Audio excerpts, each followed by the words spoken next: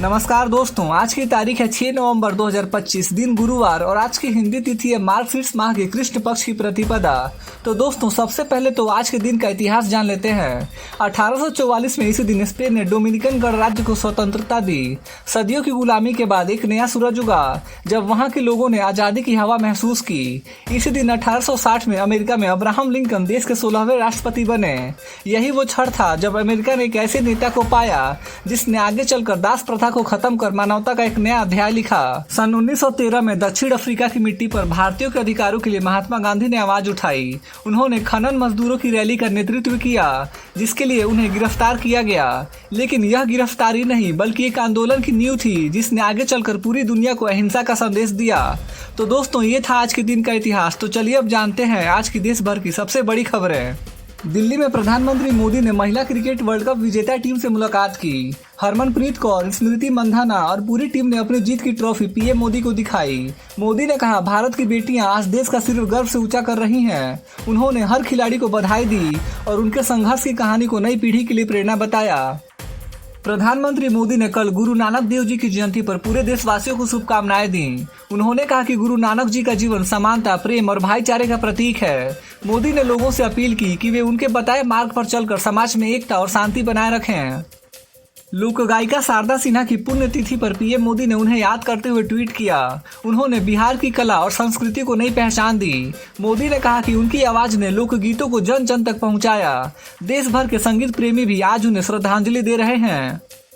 PM Modi अगले हफ्ते 11 से 12 नवंबर को भूटान जाएंगे। वे वहां के राजा के 70वें जन्मदिन समारोह में शामिल होंगे और एक नई जल विद्युत परियोजना का उद्घाटन करेंगे। इस दौरे से भारत भूटान के रिश्ते और मजबूत होंगे। मोदी ने कहा, हमारे पड़ोसी देशों के साथ विकास ही शांति का रास्ता है। ये दौरा दक्षिण एशिया में भारत की कूटनीतिक शक्ति को और बढ़ाएगा। बिहार में विधानसभा चुनाव के आखिरी चरण से पहले पीएम मोदी ने कई जगह विशाल जनसभाएं की। उन्होंने कहा, डबल इंजन की सरकार ने बिहार को नई रफ्तार दी है। भीड़ में युवाओं और महिलाओं की भारी मौजूदगी रही। मोदी ने विपक्ष पर निशाना साधते हुए कहा, अब बिहार को वादों नहीं विकास चाहिए। चुनावी माहौल अब पूरी तरह गर्म है।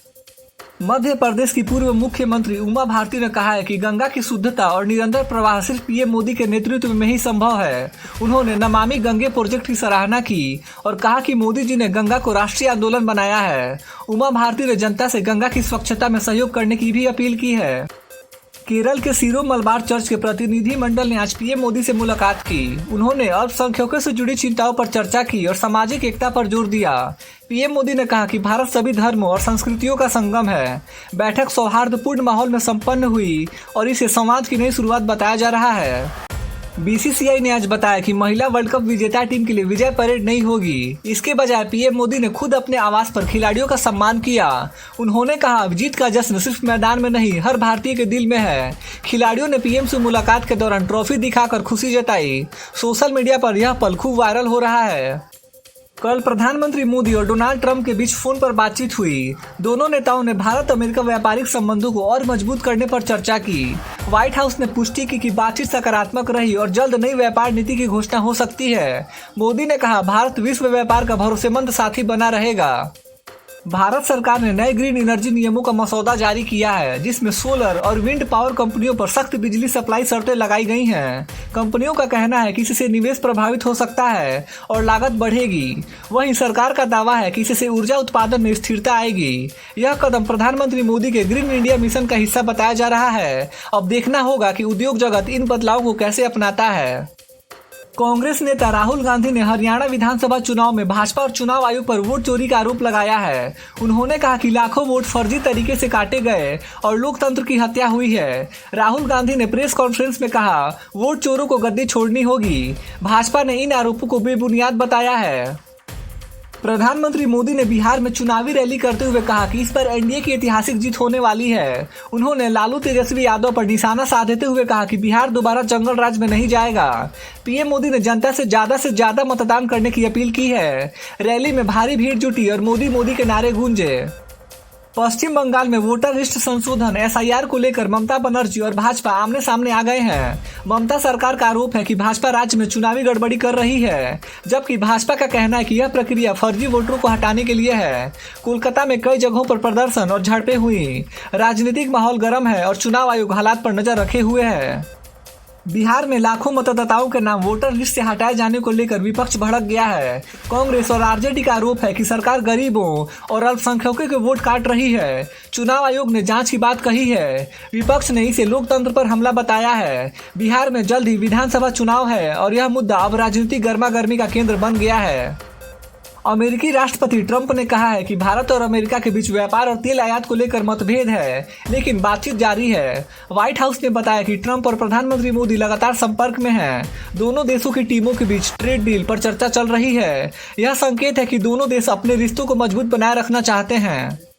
तेजस्वी यादव ने महिला मतदाताओं के लिए अपना भाई बहन वादा बढ़ाया है। पहले मासिक 2500 रुपए देने का प्रस्ताव था, लेकिन अब उन्होंने और आगे बढ़ते हुए कहा है कि आर्थिक रूप से पिछड़ी महिलाओं को अगले पर्व मकर संक्रांति पर एक मुश्त 30,000 रुपए राशि दी जाएगी। यह घोषणा आरजेडी नेता ने 5 नवंबर को की है और इसे चुनाव प्रचार की रणनीति के हिस्से के रूप में देखा जा रहा है। बिहार में चुनावी तैयारी तेज है, जिसमें 121 सीटों पर मतदान 6 नवंबर से हो रहा है। इस खबर में बताया गया है कि मतदान 7 बजे सुबह से 6 बजे शाम तक है, किंतु कुछ बूथों पर सुरक्षा कारणों से समय 5 बजे शाम तक सीमित रखा गया है। राज्य में बड़े नेता सक्रिय हैं और कैंपेन का माहौल है। प्रियंका गांधी वाड्रा ने 5 नवंबर को बिहार के चुनावी कैंपेन के दौरान वंशवाद डायनेस्टी पॉलिटिक्स के आरोप पर प्रतिक्रिया दी है। उन्होंने कहा है कि विपक्ष के आलोचक पूर्व पीढ़ियों की बलिदानों को नजरअंदाज करते हैं। इस बयान को उन्होंने उस समय दिया जब लड़ाई मुख्य रूप से एनडीए और महागठबंधन के बीच हो रही थी।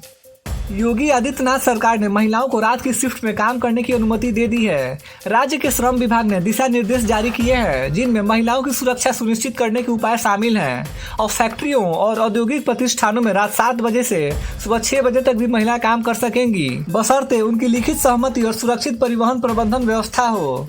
तो दोस्तों, आज की खबरें यहीं पे समाप्त होती हैं। देश भर के छोटे बड़े अपडेट्स और हर दिन के मुख्य समाचार देखने के लिए हमारे यूट्यूब न्यूज चैनल इंडियन जनता न्यूज को सब्सक्राइब जरूर करें। मिलते हैं अगले वीडियो में, तब तक के लिए बाय बाय, टेक केयर, जय हिंद।